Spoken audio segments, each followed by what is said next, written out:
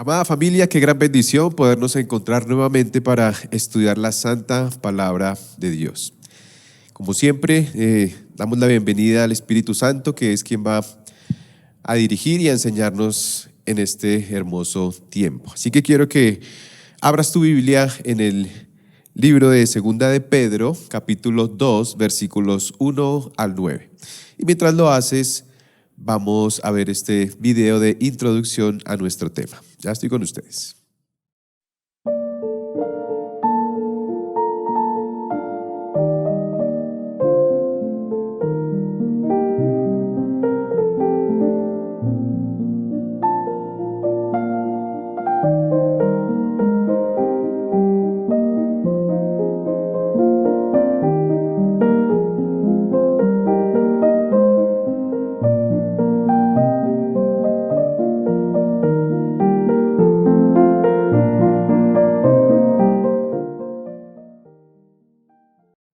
Y dice la palabra de Dios en 2 de Pedro 2, 1 al 9. Pero se levantaron falsos profetas entre el pueblo, así como habrá también falsos maestros entre ustedes, los cuales encubiertamente introducirán herejías destructoras, negando incluso al Señor que los compró, trayendo sobre sí una destrucción repentina. Muchos seguirán su sensualidad y por causa de ellos el camino de la verdad será blasfemado. En su avaricia los explotarán con palabras falsas. El juicio de ellos desde hace mucho tiempo no está ocioso, ni su perdición dormida. Versículo 4, porque Dios no perdonó a los ángeles cuando pecaron, sino que los arrojó al infierno y los entregó a fosos de tinieblas reservados para juicio. Tampoco perdonó al mundo antiguo, sino que guardó a Noé, un predicador de justicia, con otros 7, cuando trajo el diluvio sobre el mundo de los impíos. También condenó a la destrucción las ciudades de Sodoma y Gomorra, reduciéndolas a cenizas, poniéndolas de ejemplo a los que habrían de vivir impíamente después. Además, rescató al justo Lot, abrumado por la conducta sensual de hombres libertinos, porque ese justo, por lo que veía y oía mientras vivía entre ellos, diariamente sentía su alma justa, atormentada por las iniquidades de ellos. El Señor, pues, sabe rescatar de tentación a los piadosos y reservar a los injustos bajo castigo para el día del juicio. Quiero invitarte a que oremos y coloquemos esta palabra en la presencia de Dios. Amado Dios, frente a ti nos presentamos, Señor, con esta tu palabra.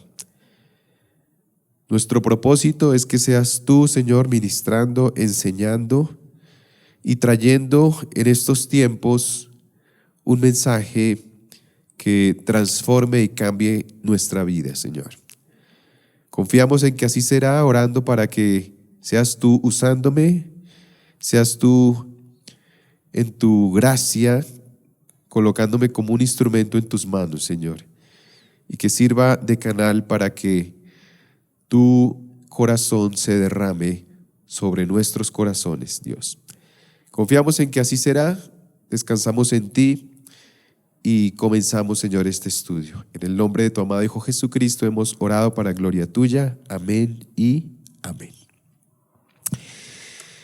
Recuerdo que cuando comencé mi seminario bíblico, me dictó toda la teología sistemática un hombre llamado Colin Crawford, pastor de la iglesia Filadelfia Central, y siempre me llamó la atención que cuando él se ponía furioso, cuando él se enojaba, se le ponía la cara roja, quedaba como un tomate, así que cuando lo veíamos sabíamos que estaba un poco indispuesto y evitábamos a toda costa hacerle cualquier pregunta que pudiera encender ese enojo que tenía en ese momento. Y me acuerdo de esto porque precisamente la palabra ira, que es de lo que se trata nuestro estudio en esta noche, significa calor. Y hacía referencia a la forma en que en tiempos del apóstol Pablo las personas se enfurecían y su rostro reflejaba ese furor o esa ira que tenían. Y lo mismo ocurre con Dios. Uno de los atributos del Señor es precisamente su ira, su enojo, su furor. Y es algo que a veces evitamos ver en Él, pero es una característica revelada en la palabra de Dios y de hecho es el detonante para que el evangelio pudiese florecer con base ya en lo que el apóstol Pablo enseña. La pregunta entonces, entendiendo que Dios se enfurece, ¿qué es lo que hace que su ira se encienda? ¿Qué produce el enojo en Dios? Y es precisamente lo que el apóstol Pedro explica en esos pasajes que acabamos de leer. La ira de Dios sale a relucir debido a los falsos profetas y a los falsos maestros. Enfurece a Dios el hecho de que alguien enseñe algo diferente a lo que Él ha descrito en su palabra y a lo que Él nos ha entregado. Entonces, de alguna forma, el apóstol Pedro escribe esto poco tiempo antes de que fuese entregado o que lo asesinaran. Pedro escribe esto estando en Roma y después de que él entiende que va a ser entregado, ya tú lo puedes leer en casa, segunda de Pedro capítulo 1 versículos 14 y 15, él quiere de alguna forma dejar un escrito, una epístola, una carta a las personas que amaban la iglesia para que se cuidaran de estos falsos maestros, para que se alejaran y para que comenzaran a educar su oído y a no dejarse engañar por estas personas. En su amor escribe que sobre los tales, sobre estos falsos profetas y sobre los falsos maestros, caerá muy pronto la ira de Dios. La pregunta es, ¿qué era lo que estaban enseñando estos falsos maestros, estos falsos profetas? ¿Qué salía de sus labios, de su boca? Resulta que consideraban, de acuerdo a la filosofía griega, filosofía presocrática, es decir, antes de Sócrates, ellos creían que el origen de la vida o el arché venía del aire o de los elementos que podían percibir, es decir, el aire, el fuego, la tierra o el agua. Esos 4 elementos, según ellos, según la filosofía griega, de ahí provenía la vida. Era el origen, la palabra arché significa origen. Y esto de alguna forma se había colado a través de los años y el Imperio Romano de alguna forma permeó todas estas enseñanzas acerca del origen de la vida, y estos falsos maestros que estaban de alguna manera camuflados dentro de la iglesia enseñaban que realmente el origen de la vida era distinto o ajeno a Dios. Eso se anidó en sus corazones y eran una oposición a la predicación de los apóstoles y de todos los pastores de aquella época. Así que esto negaba enteramente lo que ellos enseñaban y negaba que Jesucristo vendría a futuro a establecer su reino. Pero lo curioso es que estos falsos maestros eran difíciles de detectar con base en lo que el apóstol Pedro enseñó. Así que se evidencia un interés por parte del apóstol Pedro porque la iglesia no se dejara engañar y por contrarrestar toda esta falsa enseñanza que se había, metido en la iglesia, se había injertado, se había camuflado en lo que la iglesia naciente quería a futuro surgir o dar fruto.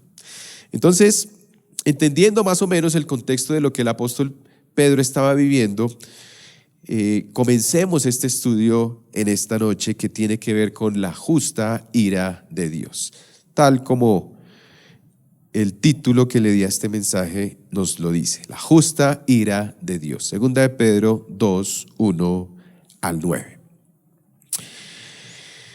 La justa ira de Dios entonces caería sobre estos falsos maestros. Es lo que Él está enseñando. Entonces entremos en nuestro primer punto en Números Romanos. Los instrumentos de la ira de Dios. Como te expliqué, el apóstol Pedro quería contrarrestar estas enseñanzas acerca del origen. Ellos decían que el origen de todo estaba en el agua, en la tierra, en el aire y en el fuego. Pero, curiosamente, el apóstol Pedro dice que no, que todos estos elementos no dieron origen de la vida, al contrario, Dios les dio origen a esos elementos y los usa para desatar o para traer ira sobre todos aquellos que se habían rebelado en su contra. Vamos a leer entonces 2 de Pedro 2:4. Mira, dice, y entramos a nuestro primer punto. Dice, porque Dios no perdonó a los ángeles cuando pecaron, sino que los arrojó al infierno y los entregó a fosos de tinieblas reservados para juicio. Y aquí entramos en nuestro primer punto. Dios desata su ira usando el aire. El aire o el viento, Él mismo lo creó y es un instrumento de su justicia. ¿Por qué? Bueno, pensaríamos que Dios tendría de alguna forma algún tipo de compasión con los ángeles, porque fueron seres creados por Él para su servicio, seres completamente rectos, santos, perfectos, de que por el solo hecho de estar en su círculo íntimo, estarían muy cerca del corazón de Dios. Pero la palabra de Dios nos dice lo contrario, que muchos de ellos se rebelaron y a Dios no le tembló la mano para echarlos de su presencia y para arrojarlos al infierno, con base en lo que nos dice el apóstol Pedro. Él los arrojó al infierno y los entregó a fosos de tinieblas. Entonces, entendemos que para Dios no hay vacas sagradas, para Dios, o Dios no hace acepción.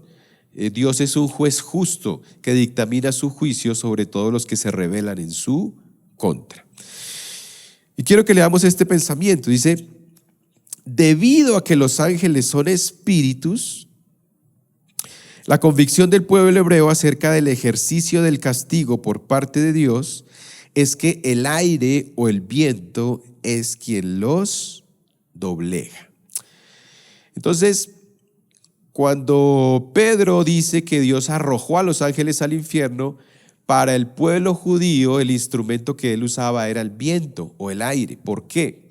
Hebreos 1:14 nos dice que los ángeles son espíritus ministradores enviados por Dios para ministrar a los santos o a la iglesia. Es decir, entendemos que los ángeles son espíritus, por lo tanto los que se rebelan en su contra también lo son.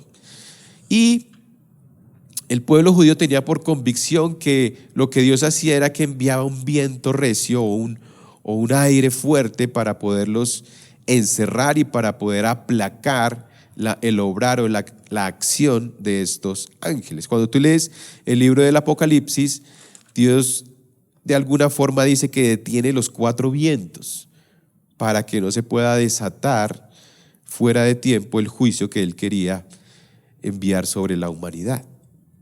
Esto entendemos que tiene que ver con el obrar de todos estos demonios. Y hay un pasaje en el libro de Isaías, capítulo 27, que habla de la forma en que el dragón del mar es aplacado por Dios. Es decir, que estos demonios son aplacados por Dios. Pero mira el instrumento que Dios usa. Isaías 27, versículo 8, dice, luchaste con él desterrándolo. Hablando del dragón del mar o el demonio cabeza de todos estos ángeles caídos. Luchaste con él desterrándolo, expulsándolo con su soplo violento. Fíjate, con su soplo violento él lo expulsó en el día del viento del este. ¿A dónde quiero llegar con esto? Que para el pueblo judío Dios usaba el aire, uno de los elementos que creían era el origen de la vida. Dios lo usa para aplacar a los ángeles o para expulsarlos o para echarlos al infierno. Entonces fíjate cómo el apóstol Pedro de una forma magistral comienza a desenvolver un poco y a decirles a todos estos falsos maestros que el origen de la vida no estaba en el aire. El aire fue creado por Dios y lo usa para su juicio. Él usa el viento o el aire para desterrar y para encarcelar a todos estos demonios. Entonces, en nuestro primer punto entendemos que Dios usa el aire porque Él lo creó. Y vamos al segundo punto de este bloque. Dice, Dios desata su ira usando el agua. Entonces, ¿cuáles son los 4 elementos que creían era el origen de la vida? El viento o el aire, el agua, el fuego y la tierra. Ya vimos que Dios usa el aire. Ahora el apóstol Pedro va a decir que Dios usa el agua para su juicio, para desatar su ira, agua que Él mismo creó. Y vamos a leerlo, versículo 5, segunda de Pedro 2:5, dice, tampoco perdonó al mundo antiguo, refiriéndose a los tiempos de Noé, sino que guardó a Noé, un predicador de justicia, con otros 7, cuando trajo el diluvio sobre el mundo de los impíos. Entonces no solamente usa el aire para expulsar a los demonios, sino que también usa el agua. Y el agua, entendemos, fue lo que destruyó a la totalidad del mundo antiguo. Todos los seres humanos murieron en aquella época, a excepción de Noé y su familia. Solo 8 personas que subieron al arca que Noé construyó se salvaron en aquella oportunidad. Así que Dios no juega con el pecado. Dios desata, enciende, se inflama en ira cuando ve la rebelión de los hombres. A veces pensamos cuál es la catástrofe más grande de toda la historia de la humanidad. Y bueno, se nos viene a nuestra mente Adolfo Hitler, ¿no? Mató 6 millones de judíos y muchos más. Se le atribuyen muchos más muertos en aquella época. O tal vez pensamos en la Primera Guerra Mundial, que dejó unos 17 millones de personas muertas. O la Segunda. En la Segunda Guerra Mundial murieron alrededor de 100 millones de personas. Pero ninguno de estos eventos se puede comparar a Dios cuando desata su ira. Se calculan más o menos unas 17 generaciones desde que Dios creó al hombre hasta tiempos de Noé. Así que las estadísticas nos dicen que alrededor de 1.030 millones de personas murieron en el diluvio. 1.000 millones de personas murieron más o menos en los tiempos en que Dios desató su ira. Dios es juicio, Dios es justicia, Dios es fuego consumidor. Así que con Dios no se juega. Y quiero que leas este pensamiento. Dice, el agua fue creada por Dios y usada por Él para traer uno de los juicios más devastadores en toda la historia de la humanidad. Esa es la ira de Dios. Y eso es lo que el apóstol Pedro pone como ejemplo a los falsos maestros, porque a ellos les esperaba un juicio mucho peor. Pero fíjate que esta es una obra maestra. El apóstol Pedro primero habla del aire, segundo habla del agua. Ellos no originaron la vida como lo creían en tiempos de Mileto, de Tales de Mileto y todos estos Anaximandres, todos estos filósofos que creían que el origen de la vida era el agua. No, el agua fue creada por Dios, Él la creó y la usa para ejecutar su ira y su juicio. Entonces ya vimos 2, el aire, el agua, y ahora Dios, por medio del apóstol Pedro, dice que Él usa su fuego para destruir y desatar su ira. Antes de eso quiero que leamos el Salmo 90:11. Dice, ¿quién conoce el poder de tu ira y tu furor conforme al temor que se debe a ti? ¿Quién conoce el poder de tu ira? Ningún ser humano puede resistirse a la ira de Dios. Esto lo escribió Moisés, Salmo 90:11. Entramos entonces en nuestro tercer punto. Mira, dice, Dios desata su ira usando el fuego. Continuemos entonces con la lectura de nuestro texto. Dice versículo 6, también condenó a la destrucción las ciudades de Sodoma y Gomorra, reduciéndolas a cenizas, poniéndolas de ejemplo para los que habrían de vivir impíamente después. Además, rescató al justo Lot, abrumado por la conducta sensual de hombres libertinos, porque ese justo, por lo que veía y oía mientras vivía entre ellos, diariamente sentía su alma justa atormentada por las iniquidades de ellos. Tal era el pecado de Sodoma y Gomorra que Lot, que era un hombre justo, dice el texto, que sentía aflicción en su alma al ver tanta podredumbre espiritual, tanto pecado, tanta rebeldía en contra de Dios, tanta lujuria, tanta promiscuidad, tanto, digamos, acecho en contra de Dios y de su palabra. Entonces, tampoco a Dios le tembló la mano para destruir ciudades enteras. Ahora, cuando hablamos de Sodoma y Gomorra, pensamos que fueron solo 2 ciudades las que Dios destruyó, pero no. Él destruyó alrededor de 5 ciudades, esto con base en lo que nos enseña Génesis 14.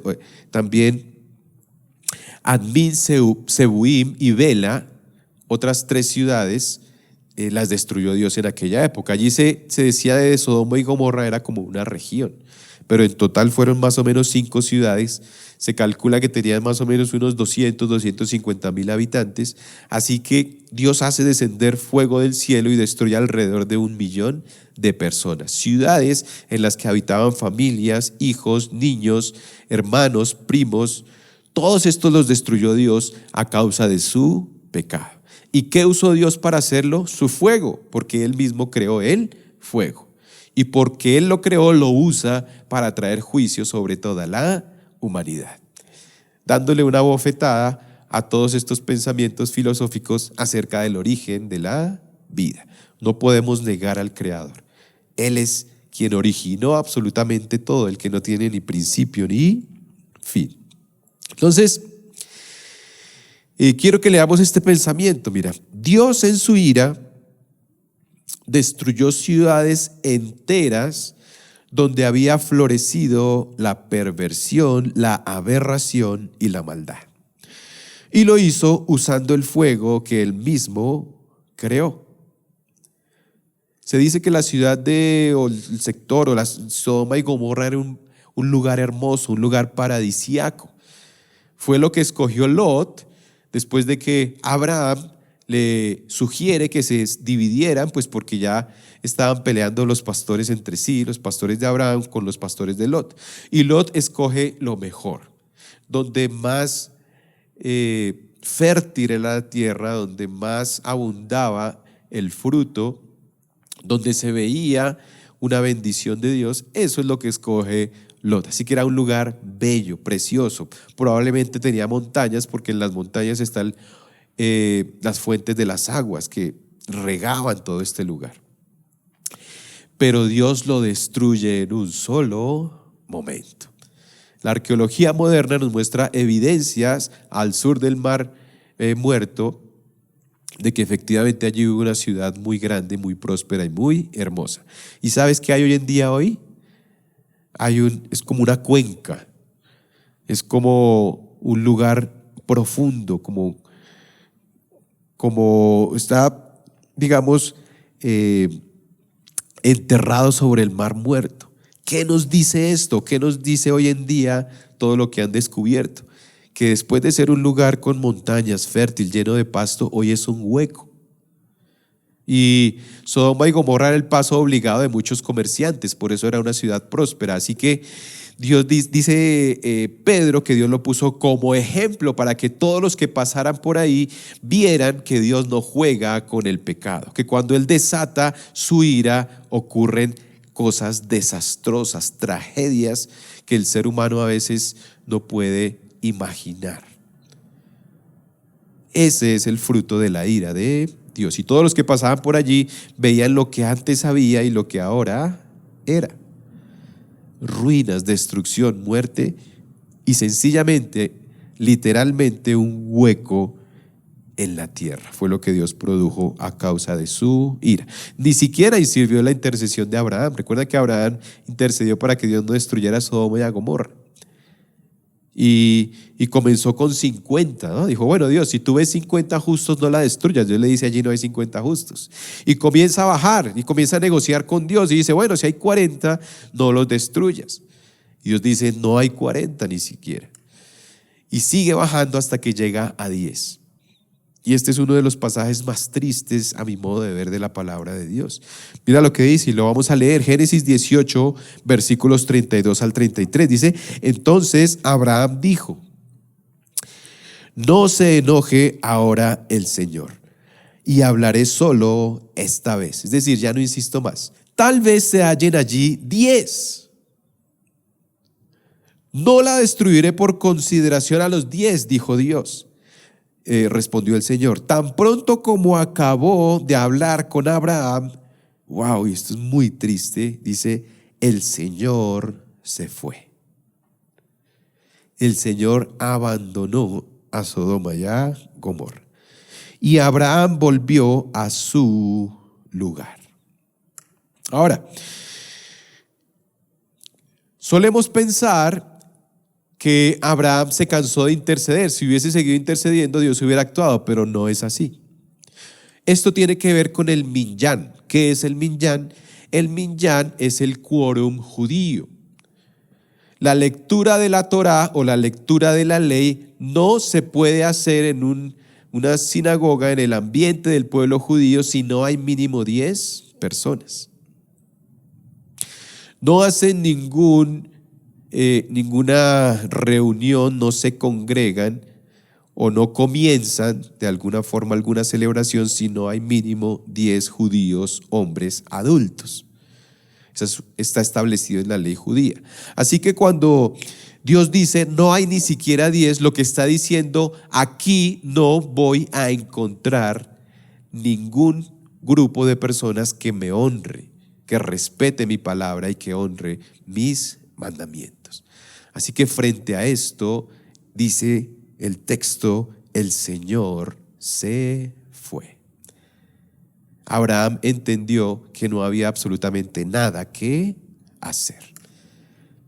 Quiero que leas este pensamiento conmigo. Dice, la intercesión de Abraham por Sodoma y Gomorra solo ratificó el juicio y la severidad de Dios sobre la maldad y el pecado de los hombres. No había quórum, no estaba el minyan, no había ni siquiera 10, ya no había nada que hacer. Así que Abraham entendió y dijo, me voy a esconderme.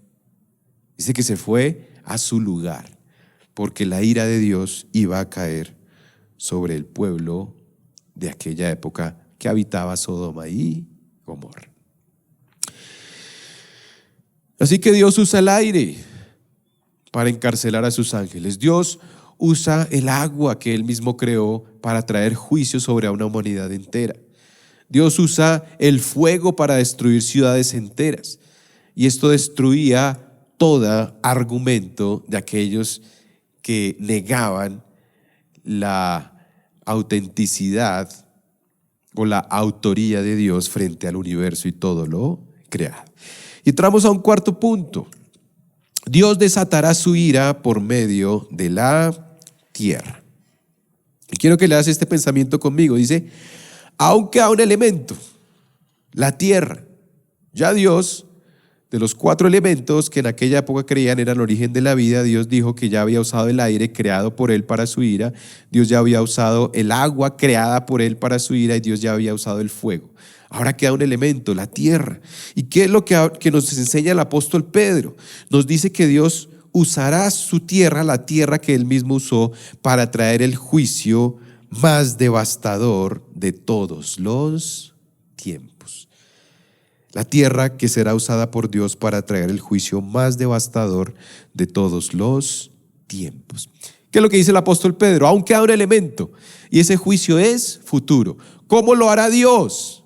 Recuerden que Génesis 2:7 dice que Dios creó al hombre del polvo de la tierra. Dios usa la tierra para crear al hombre. Y Cristo, la segunda persona de la Trinidad, se hace hombre, se hace humus, se hace tierra.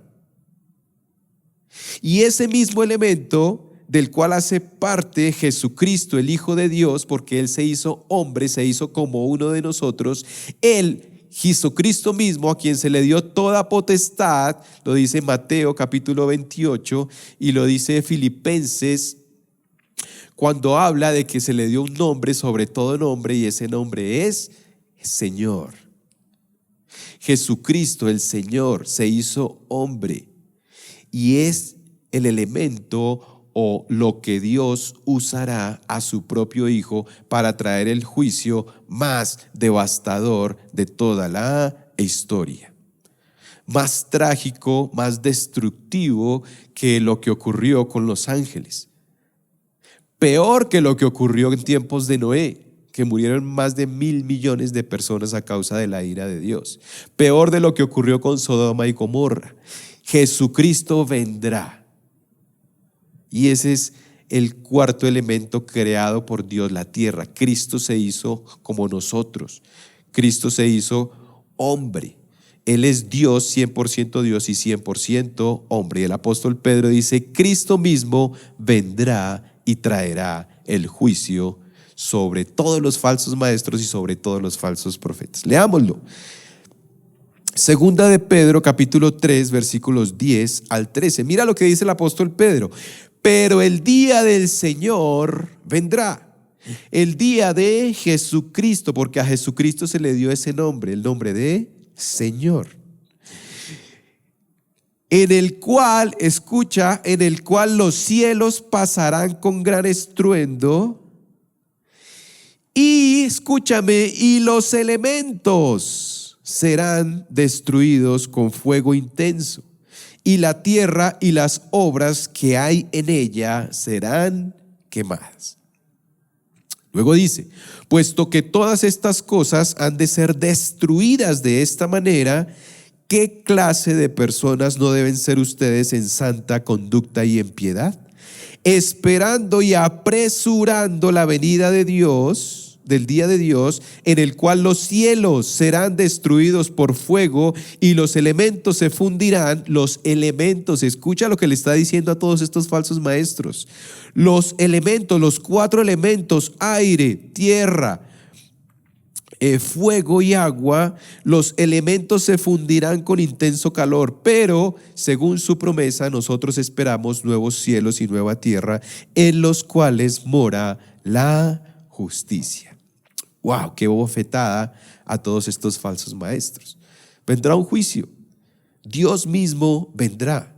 Usará, o su Hijo es quien tiene la potestad. Jesucristo se hizo hombre y el hombre fue creado de la tierra. Él creó los elementos, Él creó todo lo que estos hombres pensaban. Él usó los elementos para su ira y ya después de haberlos usado, los destruirá. Es lo que está diciendo el apóstol Pedro. Los elementos serán destruidos. Así que dejen de enseñar cosas sin sentido, es lo que les está diciendo. Ellos no dieron origen a la vida. El origen de la vida está en Dios. Él fue que los creó, Él fue el que creó todo, Él fue el que los creó, los usó y ahora a futuro los va a destruir. Jesucristo, dice el libro del Apocalipsis, vendrá en su caballo blanco y el caballo nos ilustra o nos dice o nos habla de los guerreros en la época que vendrán a acabar absolutamente con todo. Esa es la ira de Dios. La justa ira de Dios. ¿Por qué? Por la maldad y el pecado del hombre. ¿Eso hace de Dios un ser malévolo? No. Eso hace de Dios un ser justo, un ser perfecto, un Dios digno, un Dios que no tolera el pecado, un Dios que actúa en contra de la impiedad y la iniquidad del hombre. Y el apóstol Pedro está diciendo, todo este juicio caerá sobre los falsos maestros. Dios no perdonó a los ángeles, no perdonó al mundo antiguo, no perdonó a Sodoma y Gomorra. ¿Crees tú que va a perdonar a los que enseñan cosas diferentes a su palabra? No lo va a hacer. No lo va a hacer. Cristo vendrá con un juicio más devastador que destruirá absolutamente toda forma de vida humana y todos los elementos que Él mismo creó. Esta carta es una obra maestra, es como esos cuadros cuando tú vas a una galería y tú a veces ves personas que se quedan mirándolo mucho tiempo y tú dices, bueno, pero ¿qué le ve a ese cuadro?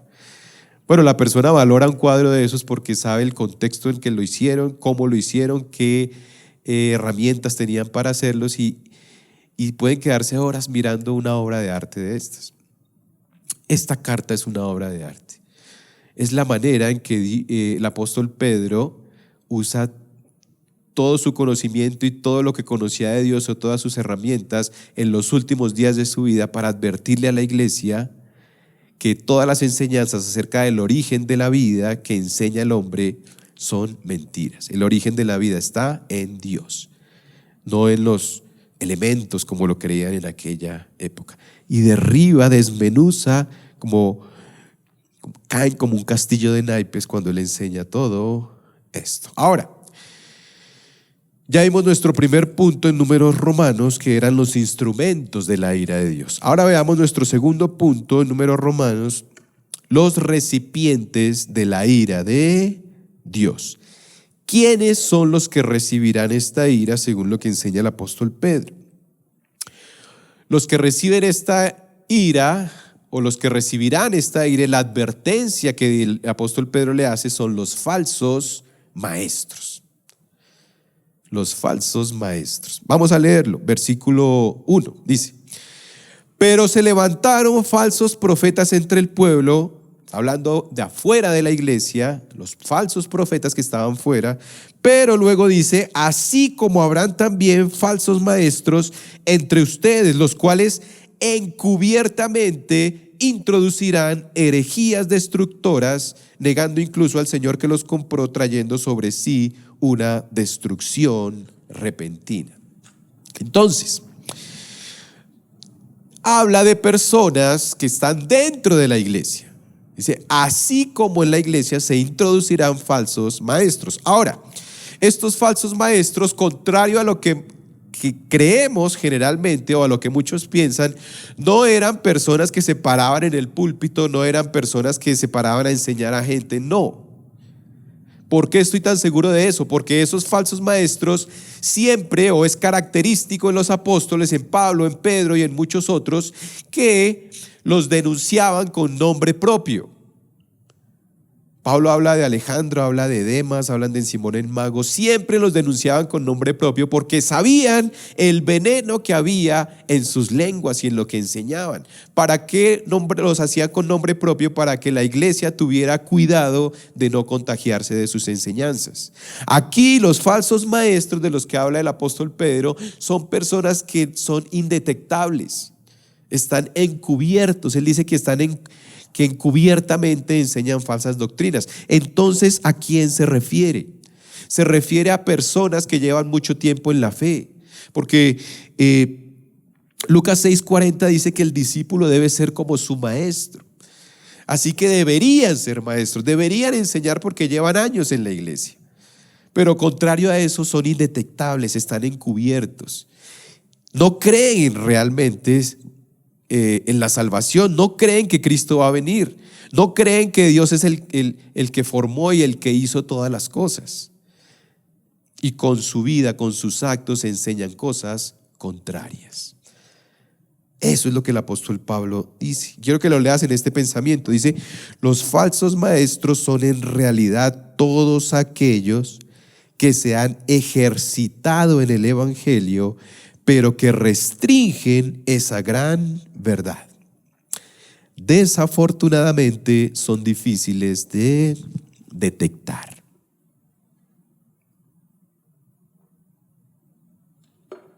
No los ves. Están en la iglesia, están ahí, se congregan cada 8 días, dicen que son creyentes, levantan las manos, pero en realidad son falsos maestros. Ahora quiero que lo describas y que lo veas en ti si eres un falso maestro o no. Dice, segunda de Pedro 2:9 al 11, dice, el Señor pues sabe rescatar de tentación a los piedosos y reservar a los injustos bajo castigo para el día del juicio, especialmente a los que andan tras la carne. Si tú llevas tiempo en la iglesia y andas en las pasiones de tu carne, eres un falso maestro. En sus deseos corrompidos y desprecian la autoridad. Si tú hablas de los pastores cuando ellos enseñan algo y escribes y los acusas de falsas doctrinas o falsas enseñanzas, tú eres un falso maestro. Si tú hablas en contra de su autoridad o de lo que Dios colocó en ellos, eres un falso maestro. Atrevidos y obstinados no tiemblan cuando blasfeman de las majestades angélicas, cuando los ángeles que son mayores en fuerza y en potencia no pronuncian juicio injurioso contra ellos delante de él, Señor. Cuando se la pasan echando demonios sin saber realmente lo que están haciendo. Están blasfemando de las autoridades angélicas. El libro de Judas dice que ni siquiera Miguel, un ángel, un arcángel, se atrevió a proferir juicio contra ellos, sino que le dijo: Jehová te reprenda. Y todos aquellos que no conocen la verdad de Dios y que creen que saben mucho, pero no han escudriñado realmente la palabra de Dios, ese es un falso maestro. Versículo 12. Pero estos, como animales irracionales nacidos como criaturas de instinto para ser capturados y destruidos, blasfemando lo que ignoran, serán también destruidos con la destrucción de estas criaturas. Sufriendo el mal como pago de su iniquidad, cuentan por deleite andar en placeres disolutos durante el día. Si tú te la pasas embriagándote, drogándote, creyendo y diciendo que eres un cristiano, eres un falso maestro y la ira de Dios caerá sobre ti. Son manchas e inmundicias, deleitándose en sus engaños mientras banquetean con ustedes. Están en la iglesia, se sientan en la cafetería, comen con los otros, incluso han hecho algún discipulado o un instituto bíblico, pero tú sabes que no eres un hijo de Dios. Eso te convierte en un falso maestro. Y luego dice: tienen los ojos llenos de adulterio. Si tú eres un adúltero, si tú engañas a tu esposa y dices que eres creyente, y dice: y nunca cesan de pecar.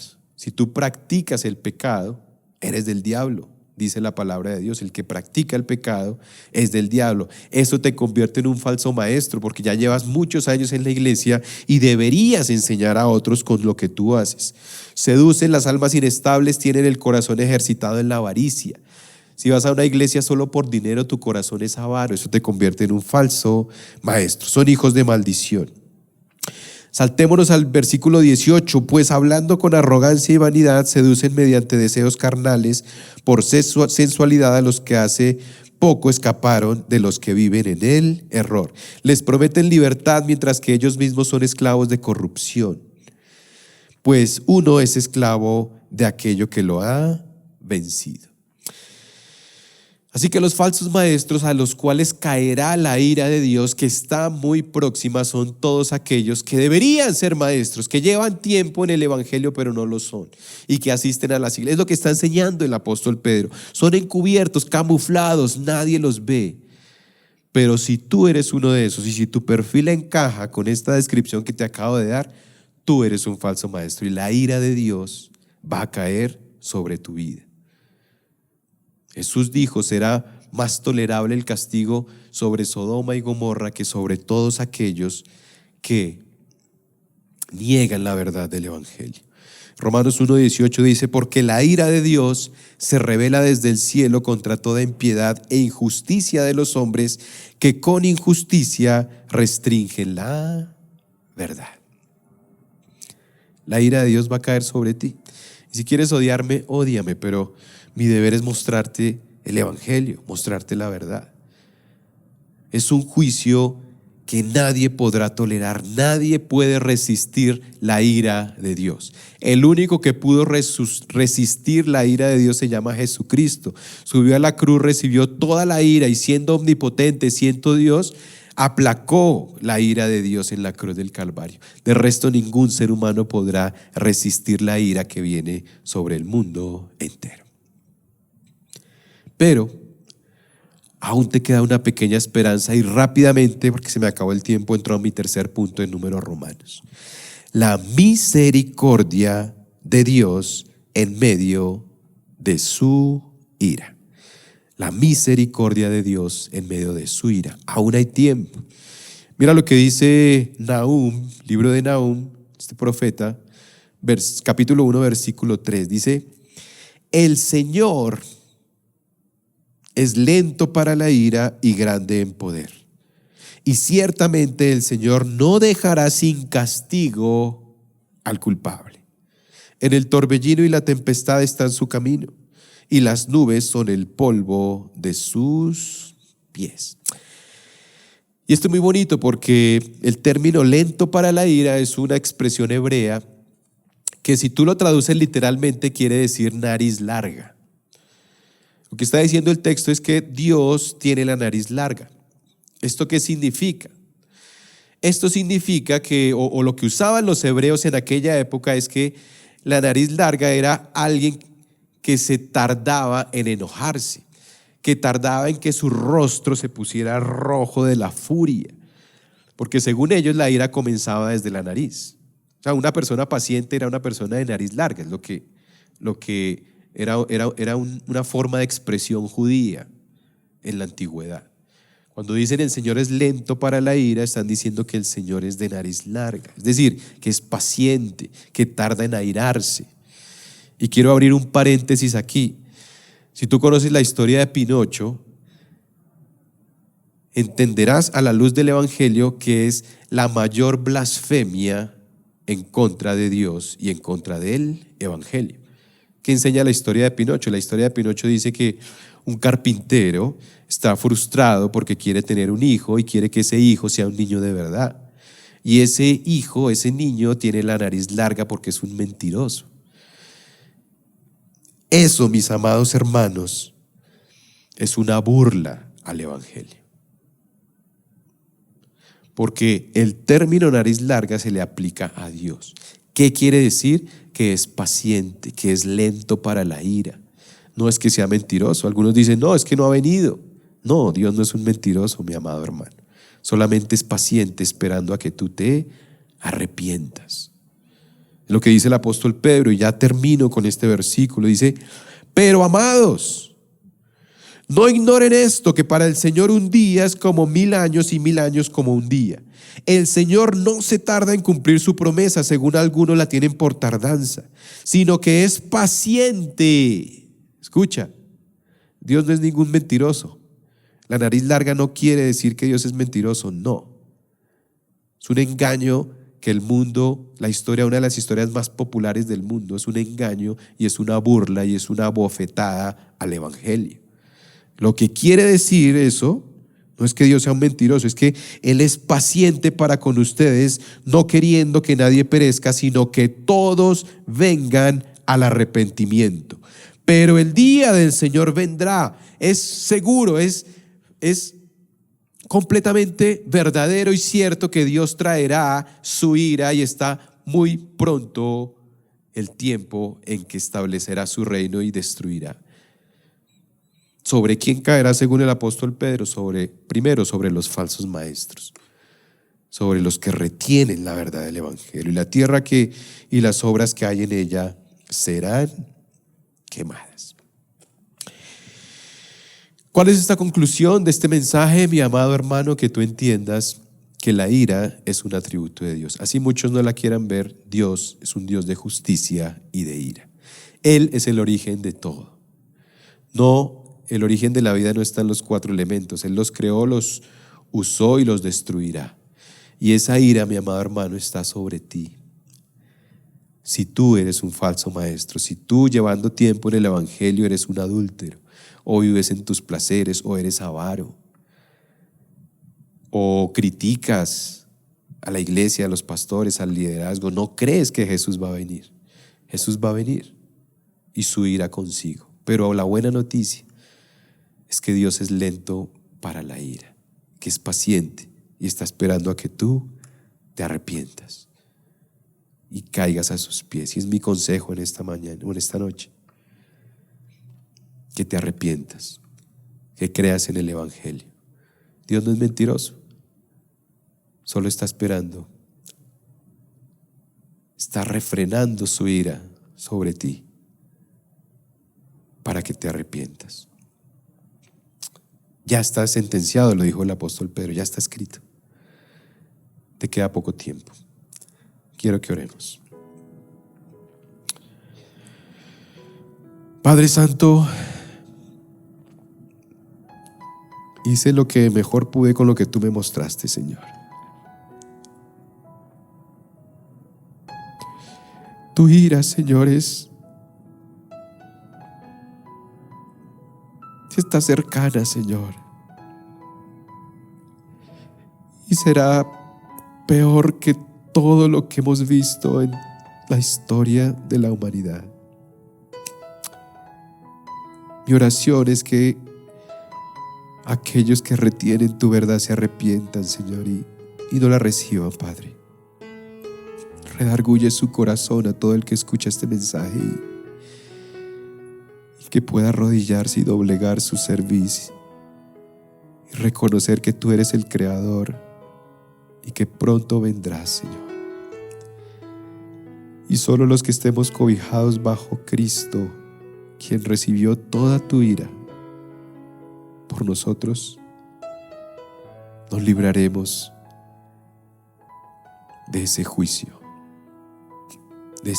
por nuestra rebeldía y nuestro pecado, Señor. Trae arrepentimiento y convence, Espíritu Santo, de pecado, de justicia y de juicio. Que puedan creer en el único que puede salvarnos, Jesucristo, nuestro Señor. Amén. Gracias por tu atención. Espero que este mensaje sea de mucha edificación para tu vida. Y si Dios lo permite, nos veremos en una próxima oportunidad. Dios los bendiga. Queremos que hagas parte de nuestra iglesia digital. Encuéntranos en Facebook y YouTube como Iglesia Cristiana Filadelfia JB, en Instagram @Iglesia Filadelfia JB, en Twitter @Filadelfia JB.